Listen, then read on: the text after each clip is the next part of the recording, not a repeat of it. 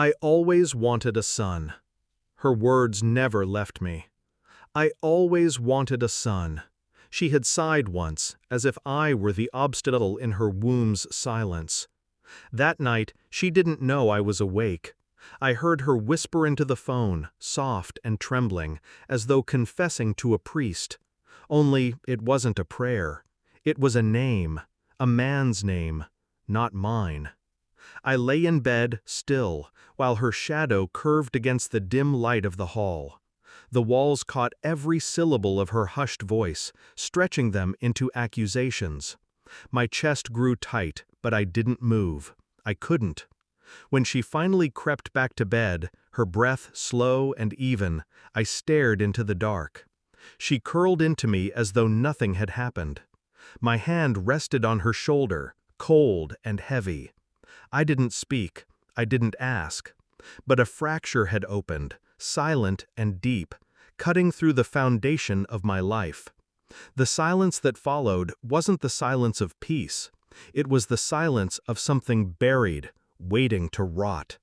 The next morning, her laughter was too loud, her smile too polished.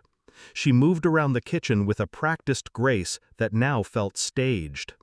I sat with my tea, watching her back. She hummed softly, but her rhythm broke when I shifted my chair. She turned quickly, eyes darting to mine, then away. I said nothing. Silence was my weapon.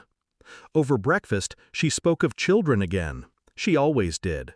How she wished for little footsteps, for laughter in the hallways, for a son who would carry my name. Her voice cracked when she said, "my name." I stirred my tea, letting the spoon tap the porcelain. Each sound echoed like a countdown. I remembered her sighs in the night, the name she had whispered. I repeated it in my head, tasting it, branding it into memory. Not foreign, not strange, someone close. And suddenly, every moment, the delayed glances, the sudden trips to the market, the excuses of exhaustion, stitched themselves into a pattern I had refused to see. The betrayal wasn't just her body, it was her womb, her wish for a child, but not from me. I became two men, one that she saw, calm, steady, unshaken. The other buried beneath my skin, dissecting every detail with surgical precision.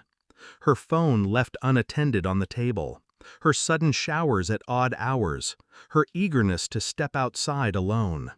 I didn't confront, I collected. Late at night while she slept, I traced her patterns.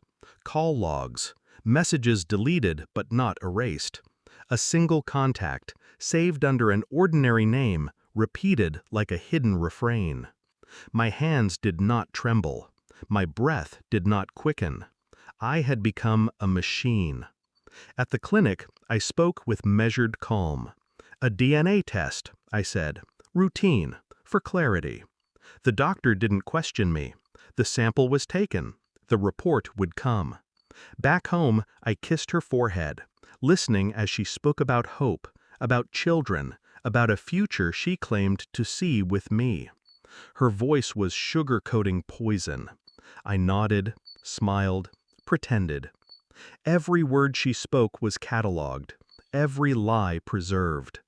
Days stretched into weeks, heavy with the weight of waiting. But waiting is not weakness. Waiting sharpens the blade. The envelope arrived. I didn't open it in haste. I placed it on the table, beside my untouched tea, and studied the weight of it. She asked what it was. I told her nothing. She smiled nervously, turned away. When she left the room, I slid it open. One glance was enough. The words were final, merciless, not mine. I folded the paper carefully, slid it back inside, and waited. That night, she asked me if I believed in miracles. Her voice was soft, almost breaking. I looked at her and handed her the envelope. She froze. Her fingers shook as she pulled the paper out. Her lips parted, eyes scanning, widening, drowning. She looked at me then. 1,000 excuses trembled on her tongue. None escaped. I didn't raise my voice. I didn't strike. I simply stared, silent, steady. It was enough. The silence between us became suffocating. She tried to speak, but words collapsed before they could reach me. "You don't understand," she began. "I understand everything," I said. My voice was calm, stripped of all warmth. Her face crumbled. Tears came. She begged. She pleaded. She clutched at my hands as though they were the last rope keeping her from drowning. I didn't pull away. I let her hold on, let her bleed her desperation onto me. That was my revenge. Not rage, not violence, but the mirror of her own ruin. I slid her hand off mine, slowly, deliberately. "You wanted a son," I said, "but not mine." Her sobs filled the room. I rose, picked up my coat, and walked toward the door. She screamed my name, but her voice was already fading, like an echo in an empty house. I didn't look back. The night air was sharp, clean.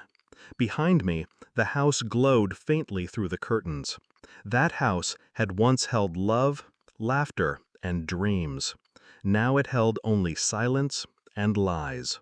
I walked down the street without hurry, each step cutting ties I once thought unbreakable. My heart wasn't heavy, it was hollow, stripped bare. But in that emptiness there was clarity. She had always wanted a son, she had always wanted something more, and now she had nothing. As for me, I didn't need revenge, I had truth. And truth is the cruelest weapon of all.